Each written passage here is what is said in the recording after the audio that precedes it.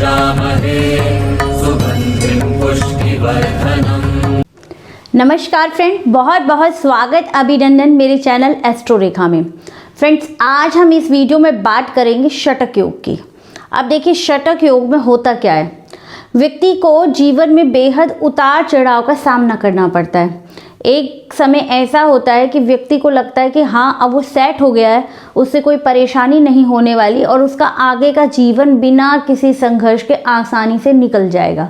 लेकिन अचानक ही परिस्थितियों का ऐसा मोड़ आता है कि वापस एक डाउनफॉल, और व्यक्ति सोचता है नहीं, अब तो मैं जहाँ से शुरू किया था मैं वहीं पे वापस आ गया, अब दोबारा शुरुआत करनी पड़ेगी।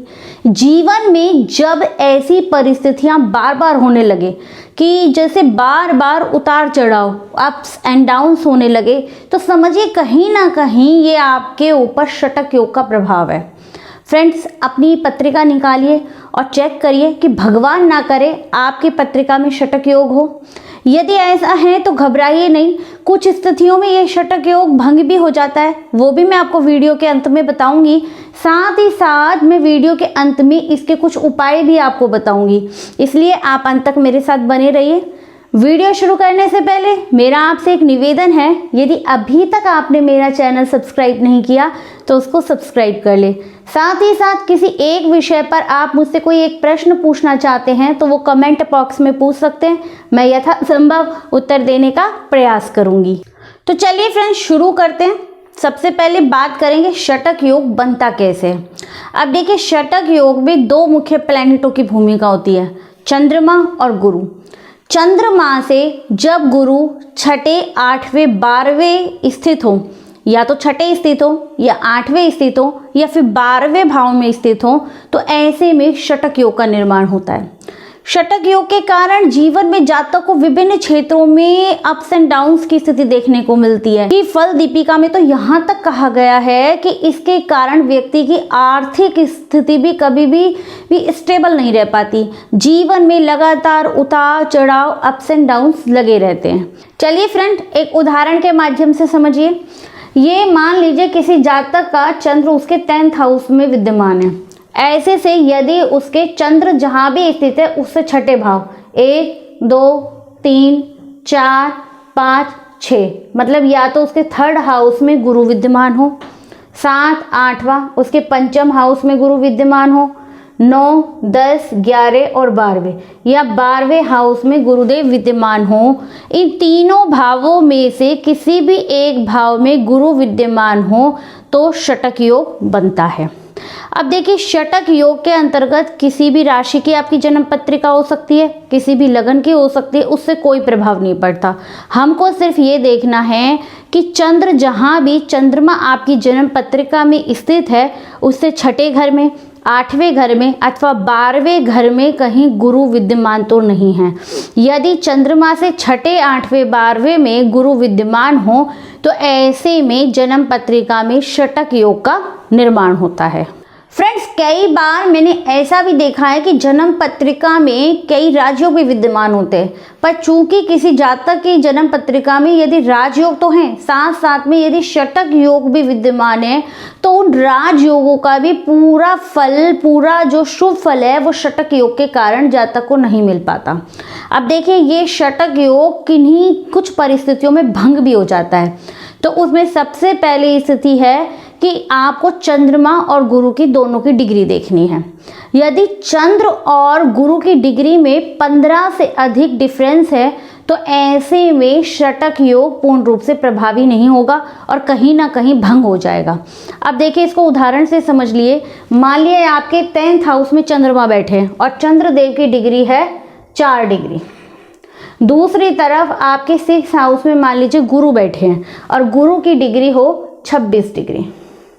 तो अब देखिए, 26 और 4 में कितना डिफरेंस हुआ, 22 डिग्री का डिफरेंस हुआ। तो ऐसे में शतक योग प्रभावी नहीं होगा, क्योंकि जब भी इन दोनों में कम से कम 15 डिग्री का या 15 डिग्री से अधिक का डिफरेंस होगा तो ऐसे में शतक योग प्रभावी नहीं होगा और बहुत अधिक अशुभ फल आपको शतक योग के नहीं मिलेंगे। बस थोड़ा बहुत कोई प्रभाव रहेगा, बाकी कोई इतना ये प्रभावी नहीं होने वाला है। दोस्तों अब बात करते हैं दूसरी स्थिति की, कब शटक योग भंग हो जाता है। यदि गुरु लगन को देखे, अब मान लीजिए इसको एक उदाहरण के माध्यम से देखिए। मान लीजिए किसी जातक का चंद्र ग्रह उसके 12th हाउस में और गुरु उसके 5th हाउस में, तो ऐसे में चंद्रमा से 6ठे हाउस में गुरु, देखिए 1 2 3 4 5 6, चंद्रमा से 6ठे हाउस में जब गुरु विद्यमान होंगे तो शटक योग का निर्माण हो रहा है यहाँ पर। अब चूंकि अब देखिए गुरु की दृष्टि लगन पर पड़ रही है। अब देखिए यहाँ से गिनिए, क्योंकि गुरु की 3 दृष्टियाँ होती हैं, 5वीं 7वीं और 9वीं दृष्टि। अब देखिए 1 2 3 4 5 6 7 8 9, तो 9वीं दृष्टि गुरु की लगन पे पड़ रही है, तो ऐसे में शटक योग भंग हो जाएगा और शटक योग से मिलने वाले अशुभ प्रभाव जातक को नहीं मिलेंगे। फ्रेंड्स अब बात करते हैं हम तीसरी स्थिति की, जिसमें शटक योग भंग हो जाता है। यदि गुरु लग्नेश को देखे, अब देखिए यहाँ पे उदाहरण से समझिए, मान लीजिए किसी के 9th हाउस में यहाँ चंद्रमा है और 9th और यहाँ पे 8th भाव में गुरु है, ऐसे में चंद्र से गुरु 12वें भाव में है, तो शटक योग का निर्माण हो रहा है। और चूंकि ये मकर लगन की पत्रिका है, तो इसमें जो लग्नेश बनते हैं वो शनि बनते हैं। शनि आ गए आपके मान लीजिए 2nd हाउस में। अब देखिए गुरु की सीधी 7वीं दृष्टि शनि के ऊपर पड़ रही है, तो ऐसे में जब गुरु लग्नेश को देखता है तो उस स्थिति में भी शटक योग भंग हो जाता है। अब बात करते हैं हम चौथी स्थिति की, कि चौथी स्थिति जिसमें शटक योग भंग हो जाए। अब जैसा कि फ्रेंड्स आप सबको पता है कि पहला, चौथा, 7वां और 10वां, ये 4 भाव केंद्र के भाव कहलाते हैं। यदि इन चारों भाव में से किसी भी भाव में गुरु हो, मतलब लगन में हो या फिर आपके 4th हाउस में हो, आपके 7th हाउस में गुरु हो या आपके 10th हाउस में, मतलब ये केंद्र के चारों भावों में से किसी भी एक भाव में यदि गुरु विद्यमान है, तो ऐसी स्थिति में भी शटक योग भंग हो जाता है। फ्रेंड्स अब बात करते हैं हम 5वीं स्थिति, अंतिम स्थिति जिसमें शटक योग भंग हो जाता है। वो है यदि आपके जन्म पत्रिका में शटक योग का निर्माण हो रहा हो, उसके साथ साथ चंद्र यदि अधियोग का भी निर्माण हो रहा हो, तो शटक योग भंग हो जाता है। अब देखिए मैं आपको बताती हूँ कि चंद्र अधियोग क्या होता है। जब चंद्रमा से 6ठे 7वें 8वें तीनों भावों में यदि एक शुभ ग्रह विद्यमान हो तो वो चंद्र अधियोग कहलाता है। यदि किसी जातक की पत्रिका में शटक योग बन रहा हो, साथ ही साथ चंद्र अधियोग भी बन रहा हो, तो ऐसे में शटक योग भंग हो जाता है। अब देखिए आपके सामने उदाहरण के रूप में मैंने एक पत्रिका बनाई है। देखिए ये जन्म पत्रिका बिल गेट्स की पत्रिका है। अब देखिए आप सभी जानते हैं बिल गेट्स के बारे में। अब उनकी कुंडली में शटक योग का निर्माण भी हो रहा है। देखिए कैसे, इनके 10th हाउस में चंद्रमा है और इनके 3rd हाउस में, मतलब चंद्रमा से 6ठे हाउस में गुरु विद्यमान है। ऐसे में यहाँ पर शटक योग का निर्माण हो रहा है। अब देखिए जो देवगुरु बृहस्पति है वो केंद्र में भी नहीं है, तो भंग नहीं हो रहा। ना ही गुरु लगन को देख रहे हैं, ना ही गुरु लग्नेश बुध बन रहे, उनको भी नहीं देख रहे। लेकिन यहाँ पर चंद्र अधियोग लगा हुआ है। देखिए चंद्रमा से 6ठे घर में गुरु एक शुभ ग्रह है, बुध 7वें घर में बुध एक शुभ ग्रह है और 8वें घर में शुक्र एक शुभ ग्रह। मतलब जब चंद्रमा से 6ठे हाउस, 7वें हाउस और 8वें हाउस में यदि एक शुभ ग्रह विद्यमान हो तो वो चंद्र अधियोग होता है। तो ऐसी स्थिति में शटक योग भंग हो जाता है। तो आप देख सकते हैं बिल गेट्स की पत्रिका में चंद्र अधियोग लगा हुआ है, जिसके कारण शटक योग के दुष्प्रभाव उनको नहीं मिले और कहीं ना कहीं शटक योग भंग हो गया। फ्रेंड्स ये तो बात हुई कि शटक योग भंग किस प्रकार होता है। अब हम बात करेंगे शटक योग के क्या उपाय हैं। यदि किसी जातक की जन्म पत्रिका में शटक योग लगा हुआ है तो वो क्या उपाय कर सकते हैं। अब देखिए मैंने अपने अनुभव में ये पाया है कि शटक योग के उपाय बहुत प्रभावी होते हैं। यदि किसी जातक के शटक योग लग रहा होता है और वो उसके उपाय करते हैं तो उनको अपने जीवन में स्थिरता मिलती है, संघर्षों में कुछ कमी आती है। फ्रेंड्स उपाय के लिए हमें सबसे पहले ये देखना है कि चंद्र और गुरु में से आपकी जन्म पत्रिका में योग कारक ग्रह कौन सा है। अब मान लीजिए यदि आपकी जन्म पत्रिका में चंद्र योग कारक ग्रह है तो ऐसे में आप चंद्रमा के बीज मंत्रों का जाप कर सकते हैं। अब देखिए चंद्रमा के बीज मंत्र कौन से? ओम शाम श्रीम श्रोम से चंद्रमसे नमः, या फिर आप ओम सोम सोमाय का नमः का भी जाप कर सकते हैं लगातार। यदि आपकी जन्म पत्रिका में गुरु ग्रह योग कारक है तो आप ओम ग्राम ग्रीम ग्रोम से गुरुवे नमः का जाप कर सकते हैं। तो इस प्रकार से इन दोनों में से जो भी आपकी जन्म पत्रिका के लिए योग कारक ग्रह है उसका आप जाप, उसके बीज मंत्रों का आप जाप कर सकते हैं। अब देखिए बीज मंत्रों का जाप हमेशा शुभ परिणामदायक होता है।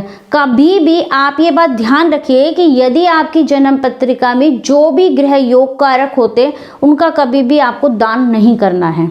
तो ऐसे में जो योग कारक इन दोनों में से जो भी है उसको आप बीज मंत्र का जाप करके उसको स्ट्रॉन्ग कर सकते हैं। दूसरी तरफ हमको देखना है दूसरा ग्रह।